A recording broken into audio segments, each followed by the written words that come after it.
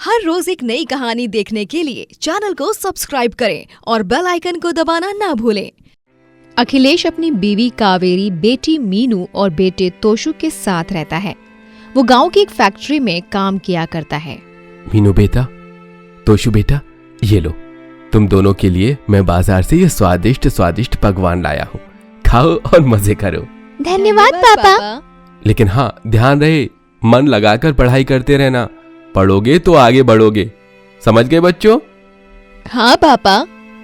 कावेरी, ये लो, तुम्हारे लिए ये गजरा और ये बसूंडी। तुम्हें पसंद है ना?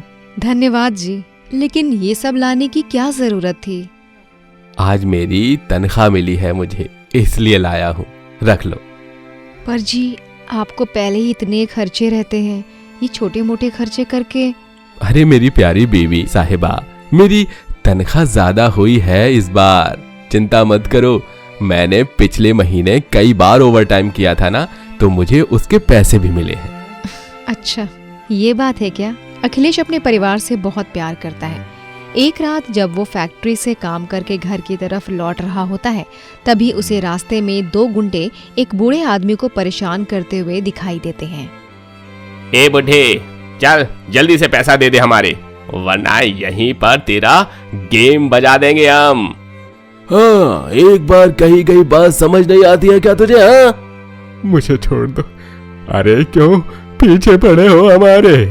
इस बैग में जरूरी पैसे हैं। मेरी बेटी का इलाज कराना है मुझे। उसने अपनी आंखों की रोशनी खो दी है। मुझे जाने दो, मुझ पर दया करो। अरे पागल बुढ़े, गुंडे कभी किसी पर दया नहीं करते। छोड़ो इन्हें, क्यों परेशान कर रहे हो इन्हें? अरे क्या मिलता है तुम्हें लोगों को लूटकर? चलते फिरते हाथ पांव है तो काम करो, मेहनत करो, मेहनत का खाओ। ए हीरो, ज्यादा भाषण मत दे और निकल यहां से। मैं यहां से नहीं जाऊंगा, तुम दोनों जाओ, वरना मुझसे बुरा कोई नहीं होगा। अच्छा, बंटी लगता है इसे तो सबक सिखाना ही पड़ेगा। हाँ विक्की। वो दोनों गुंडे गुस्सा हो जाते हैं और वो वहाँ पड़े बैम्बू उठाकर अखिलेश को बड़ी बेरहमी से मारते हैं और बूढ़े आदमी के पैसे छीन कर चले जाते हैं। बूढ़ा आदमी खून से लथपथ अखिलेश को फौरन अस्पताल ले जाता है, लेकिन वहाँ जाने तक अखिलेश अपना दम तोड़ देता है और डॉक्टर उसे मृत घोषित कर देते हैं। जब ये खबर जैसे तैसे कावेरी तक पहुँचती है, तब वो पूरी तरह टूट जाती है। नहीं, ऐसा नहीं हो सकता। अरे अब हमारा क्या होगा? क्यों चले गए हमें छोड़कर? पुलिस उन दोनों गुंडों को पकड़कर उम्र कैद की सजा दे देती है, लेकिन अब कावेरी बहुत अकेली पड़ जाती है। वो अपने कंगन बेचकर घर का किराया देती है। इस महीने तो मैंने जैसे तैसे कंगन बेचकर किराया दे दिया और बाकी पैसों से मैं घर भी चला लूंगी, लेकिन आगे का क्या? अखिलेश जी की जमा पूंजी भी इतनी नहीं है जिससे मैं अपना गुजारा कर पाऊं। कावेरी बहुत चिंताग्रस्त हो जाती है। वो अब काम ढूंढने निकल जाती है, लेकिन उसे कहीं भी कोई काम नहीं मिलता। 4 से 5 महीने बीत जाते हैं और अब तो अखिलेश की जमा पूंजी भी खत्म हो जाती है, जिसके बाद कावेरी को घर मालिक घर से बाहर निकाल देता है। पंडित जी, मुझे और मेरे बच्चों को इस मंदिर में रहने दीजिए ना। बाहर कितनी भीषण बारिश हो रही है। ऐसे में मेरे बच्चे भीग कर बीमार पड़ जाएंगे।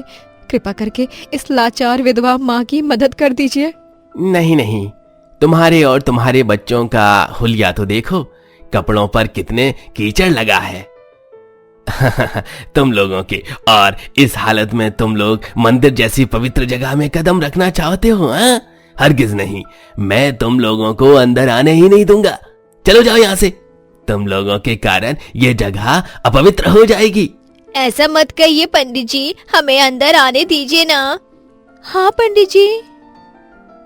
वो लोग खूब विनती करते हैं, लेकिन पंडित जी उन्हें मंदिर में रुकने ही नहीं देते हैं, जिसके बाद उन्हें अब रेलवे स्टेशन पर जाने के अलावा और कोई रास्ता दिखाई नहीं देता। वो वहां रात भर रुकते हैं और अगली सुबह कावेरी देखती है कि वहां पर एक बूढ़ी औरत आकर भेलपूरी का ठेला लगाती है और लोग बड़े ही चाव से उसकी भेलपूरी खाते हैं। क्या बात है भाई, क्या बात है शीला काकी, आपके ठेले की भेलपुरी जैसी भेलपुरी पूरे गांव में नहीं। सच में बहुत ही कमाल का स्वाद है, मजा आ गया है चटपटी भेलपुरी खाकर। चलो अच्छा है, धन्यवाद, और खाओ, ये लो। माँ, क्यों ना आप भी उस अम्मा की तरह भेलपूरी बनाकर बेचो, कितनी अच्छी कमाई होगी ना आपकी भी। हाँ माँ, बात तो तुम दोनों सही कह रहे हो बच्चों, मेरे दिमाग में भी यही ख्याल आया, लेकिन भेलपूरी का ठेला लगाने के लिए भी मुझे चंद पैसों की जरूरत होगी।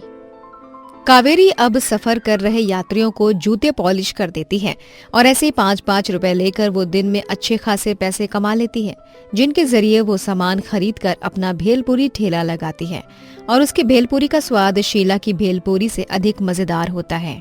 अरे बहन जी, तुम्हारे ठेले की भेलपुरी तो शीला काकी के ठेले की भेलपुरी से भी ज्यादा स्वादिष्ट है, मैं तो अभी यहीं से खाऊंगा।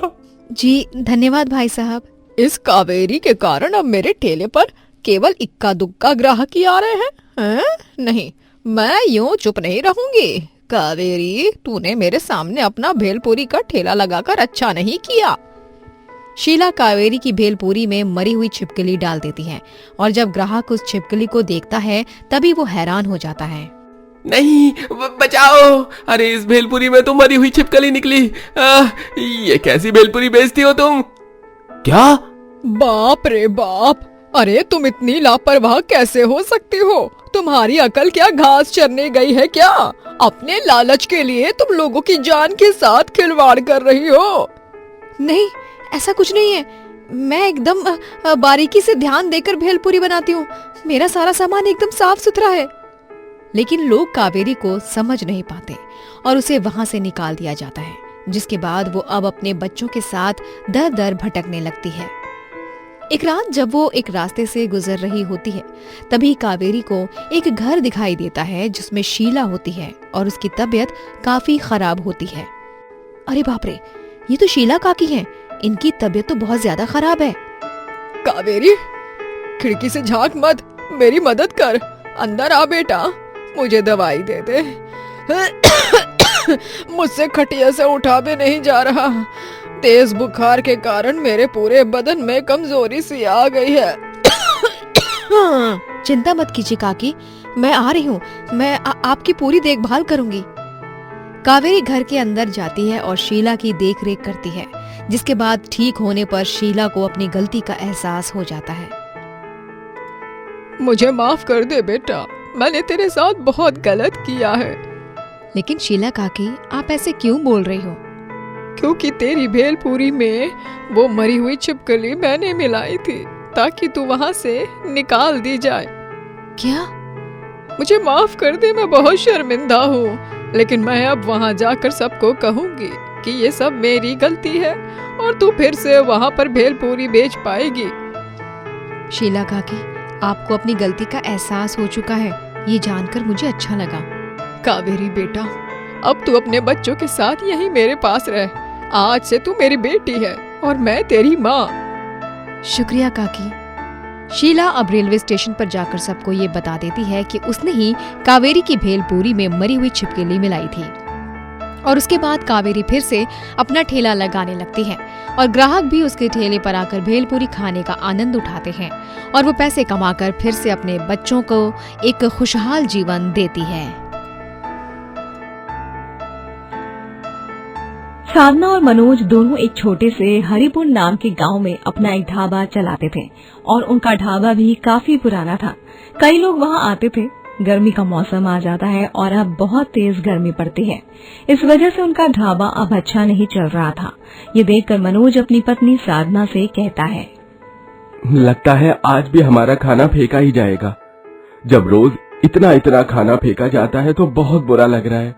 इस गर्मी में तो और भी हाल बुरा हो गया है हमारा।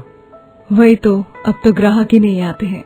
इतना पुराना ढाबा है हमारा, लोगों को यहाँ का खाना भी पसंद है, लेकिन फिर भी अब हमारे ढाबे में इतना सन्नाटा है। कोई बात नहीं है, वक्त ही चोट देता है तो वक्त ही सबसे बड़ा मरहम होता है। साल भर मेहनत करते हैं, लेकिन गर्मियाँ आते ही हमारे पैसे जमा किए हुए भी सब खत्म हो जाते हैं। गरीब का ढाबा है जो और गरीबी में जा रहा है। अब इस सड़ी गर्मी में लोग घर से ही नहीं निकलना पसंद करते हैं, तो हमारे ढाबे में कैसे खाना खा पाएंगे? काम न चलने की वजह से दोनों काफी परेशान हो जाते हैं, लेकिन अब भी हार नहीं मानते हैं। शाम का समय होता है और दोनों अपने घर जा रहे होते हैं, लेकिन तभी रास्ते में उन्हें एक आदमी मिलता है जिससे पता चलता है कि उनके बेटे अर्जुन का एक्सीडेंट हो गया है। दोनों भागकर गांव के बाहर के हॉस्पिटल जाते हैं और डॉक्टर से कहते हैं, डॉक्टर साहब, हमारा बेटा ठीक तो है ना? डॉक्टर साहब, हमारा बेटा ही हमारे जीने का आखिरी सहारा है, वो ठीक तो है ना? देखिए, आपके बेटे का बहुत बड़ा एक्सीडेंट हो गया है, वो ठीक तो है, लेकिन क्या डॉक्टर साहब, आप चुप क्यों है? बताइए ना, हमारा बेटा ठीक तो है ना? अगर उसे कुछ हो गया तो हम जी नहीं पाएंगे। बोलिए ना, वो ठीक तो है ना? वो ठीक है, लेकिन एक्सीडेंट होने की वजह से आपके बेटे की आंख की रोशनी चली गई है। अगर आपको अपने बेटे की आंखों की रोशनी चाहिए तो उसके लिए आपको इलाज करवाना पड़ेगा, और इलाज के लिए आपके काफी पैसे लगेंगे। आप बता दीजिए क्या करना है? क्या करना है? अरे, हमारे बेटे की आंख की रोशनी चली गई है और आप वो रोशनी ला सकते हो तो ले आइए ना, हम पैसों का इंतजाम कर देंगे। दोनों घर आते हैं और यहाँ वहाँ से काफी कर्जा लेते हैं, लेकिन पूरे पैसे जमा नहीं हो पाते हैं। दोनों काफी परेशान हो जाते हैं। तभी साधना कहती है, सुनिए जी, हमारे लिए सबसे जरूरी हमारा बेटा। पैसों का इंतजाम तो नहीं हो पाया अभी तक, हमारे पास कोई दूसरा रास्ता नहीं है, हमें अपना ढाबा बेच देना चाहिए। तुम ठीक कह रही हो, ढाबा तो दोबारा बन ही जाएगा, लेकिन हमारा बेटा तो दोबारा नहीं आ पाएगा ना, और घर ढाबा ही हमारे लिए आखिरी रास्ता है। तो ठीक है, मैं अभी जाकर बात करता हूँ और ढाबा बेच देता हूँ। ठीक है, आप जाइए और ढाबा को बेचकर पैसे ले आइए। अब तक मैं हॉस्पिटल जाती हूँ, हमारा बेटा वहाँ अकेला होगा।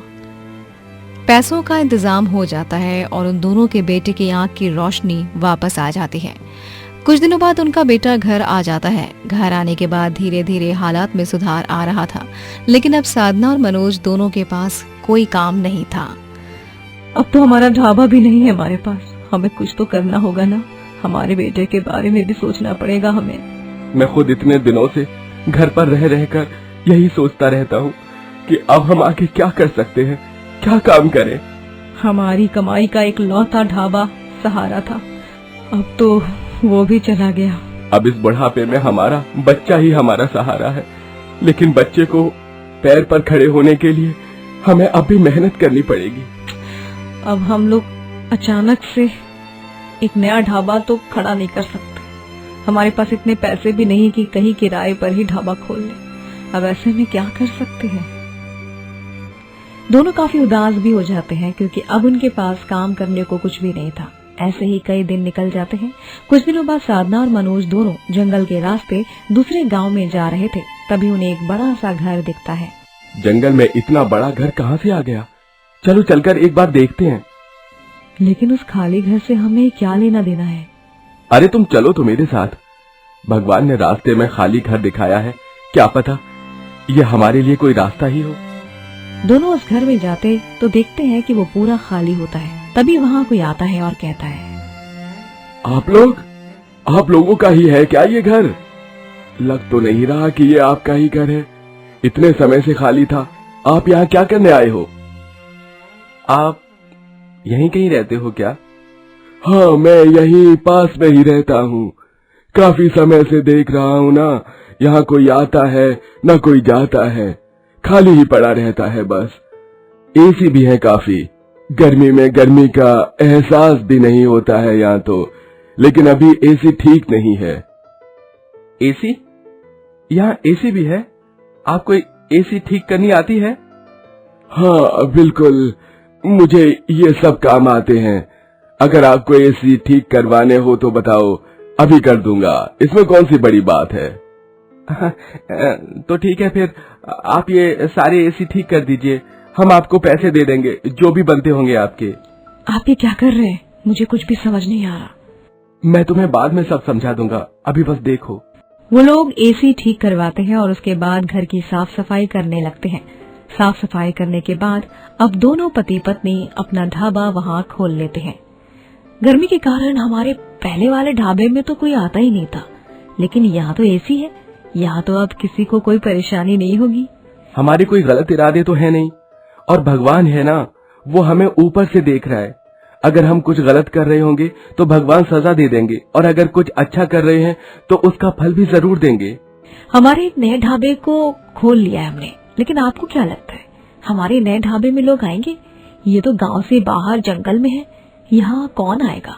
गांव से बाहर है, जंगल में है, लेकिन एसी वाला ढाबा तो गांव में पहली बार ही खुला है ना, और लोगों को हमारा एसी ढाबा पसंद आएगा। दोनों एसी ढाबे में भी काफी मेहनत करते हैं, किसी बात का कोई घमंड नहीं करते। धीरे धीरे एसी ढाबा वापस से गांव में प्रसिद्ध हो जाता है। लोगों का अब वहां आना जाना लगा रहता है। काम भी अच्छा चल रहा था, खासकर आने की वजह एसी ही होती है। लेकिन उन गरीब पति पत्नी की तरक्की देखकर दूसरे ढाबे का आदमी भैरव बहुत जल रहा था। इतनी मुश्किल से इन दोनों का ये ढाबा मैंने हथिया लिया था। अब यहाँ मैंने अपने पैर जमाए ही थे कि अब इन दोनों ने अपना वहाँ एक एसी ढाबा शुरू कर दिया। अगर ये दोनों ऐसे ही करते रहेंगे तो मैं अपना काम कब शुरू करूंगा? बहुत हो गया पति पत्नी का नाटक। अब ना रहेगा एसी और ना रहेगा एसी ढाबा। भैरव को इतनी ज्यादा जलन होती है कि अब वो रात के अंधेरे में उनके ढाबे पर जाता है और ढाबे की सारी एसी निकाल कर जुराने लगता है। तभी मनोज की आंख खुल जाती है। ये आवाज कहाँ से आ रही है? कहीं कोई चोर तो नहीं घुस आया है मेरे ढाबे में? मुझे कुछ ही करना पड़ेगा। मनोज धीरे से झांकता है तो उसे भैरव एसी चोरी करता हुआ दिखता है, और वो अपना डब्बा फोन उठाता है और तुरंत वहाँ पुलिस को बुला लेता है। जिसके बाद पुलिस भैरव को गिरफ्तार कर लेती है और पति पत्नी का एसी ढाबा अच्छा चलने लगता है।